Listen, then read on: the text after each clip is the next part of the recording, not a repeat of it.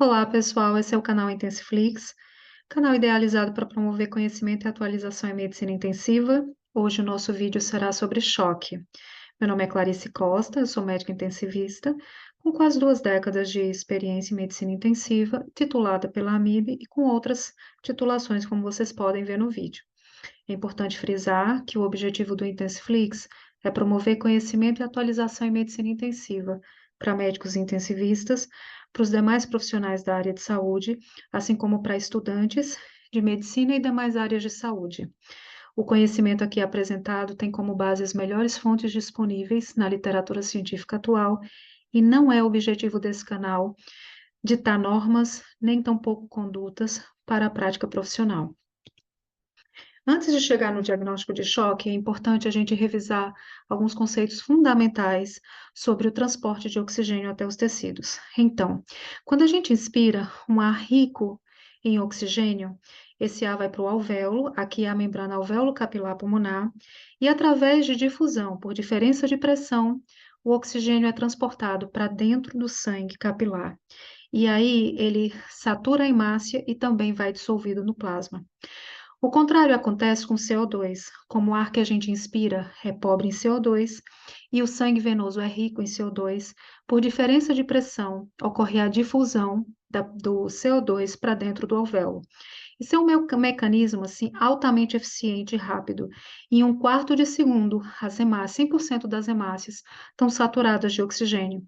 E aí o sangue venoso, pobre em oxigênio e rico em gás carbônico, se transforma num sangue rico em oxigênio e pobre em gás carbônico. E esse sangue será levado até os tecidos.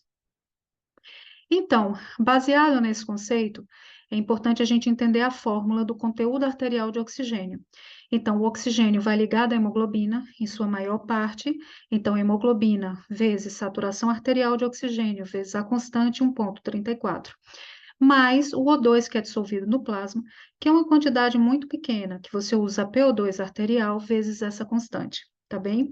Então, ligado à hemoglobina, que é a maior quantidade, e dissolvido no plasma, esse sangue vai ser transportado até os tecidos. Eu gosto muito dessa imagem do Google Imagens, em que a gente coloca os pulmões como uma estação ferroviária, a locomotiva como débito cardíaco e os vagões como a nossa hemoglobina, que vai cheia de oxigênio, sendo carreado pela nossa locomotiva até o destino final, que são os tecidos. Tá? Aqui, de acordo com a demanda metabólica celular, parte desse oxigênio é extraído. Esse consumo de oxigênio a gente conhece como VO2, e a taxa de extração no indivíduo normal fica em torno de 25 a 30%.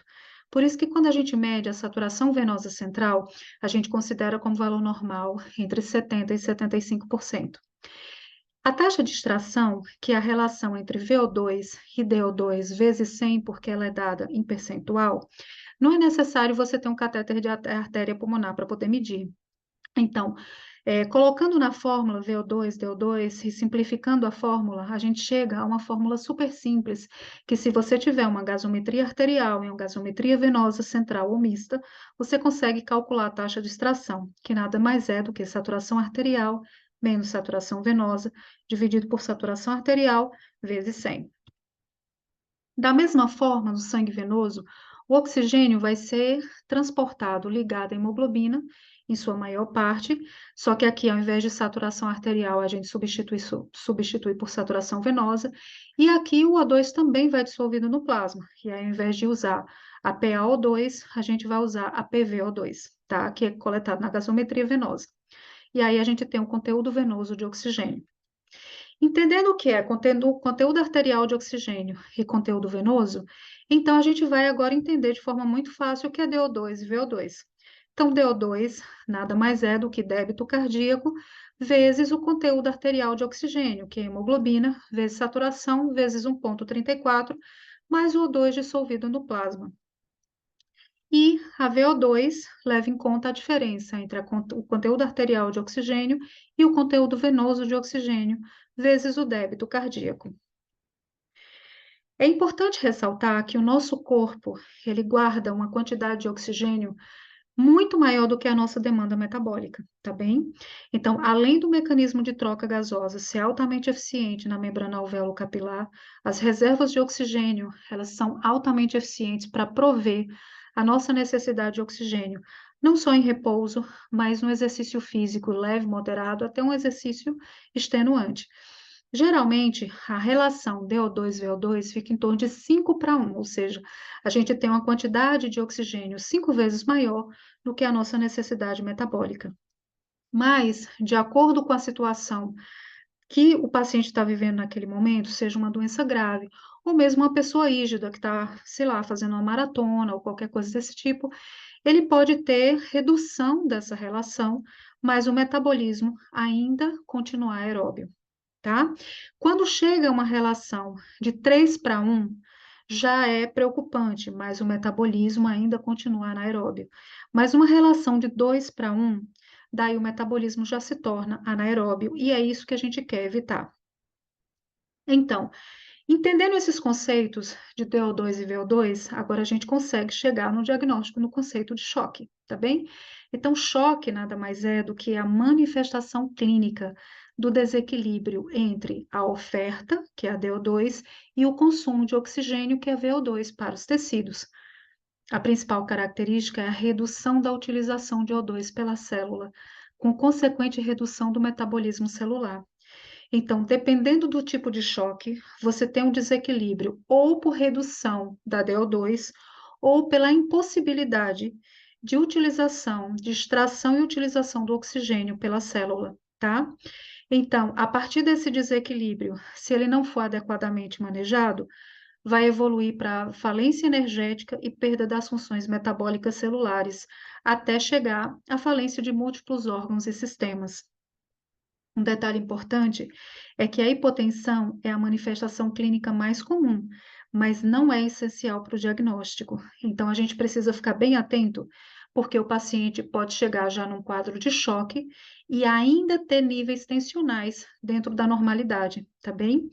Então, se a gente não atuar de forma precoce, tanto do diagnóstico de choque, quanto para evitar uma falência energética, o paciente vai evoluir de forma desfavorável e é o que a gente não quer. É importante também mostrar para vocês essa figura, ela está disponível no livro de monitorização hemodinâmica do Dr. Pinsky, de 2019, né? Em que ela mostra que o paciente que está em choque, a taxa de extração vai aumentando para evitar que haja queda dos níveis de oxigênio e que a célula possa trabalhar no metabolismo aeróbio. Só que chega até um nível crítico em que, mesmo que tenha queda desse consumo de oxigênio, nesse nível crítico de taxa de extração, vai ocorrer já o metabolismo anaeróbio. E a gente vai detectar isso através da dosagem de lactato à beira-leito. Então, você vai ter níveis elevados de lactato nesse momento. Então, quais são as mensagens que são importantes a gente gravar? É que choque é uma das causas mais frequentes de admissão em UTI. Choque é a manifestação clínica do desequilíbrio entre DO2 e VO2. Hipotensão é uma manifestação clínica frequente, mas não é essencial para o diagnóstico de choque. E o diagnóstico tardio e a ausência de tratamento precoce para restabelecer o equilíbrio entre oferta e consumo de oxigênio celular comprometem o desfecho clínico do paciente, e é o que a gente não quer. A gente quer que o nosso paciente evolua bem, tá bem? Então, segue com outras aulas sobre choque. Se você gostou desse vídeo, se inscreva no canal, dê seu like, compartilhe e ative o sininho de notificações para que você receba outros vídeos do nosso canal. Obrigada, até o próximo vídeo.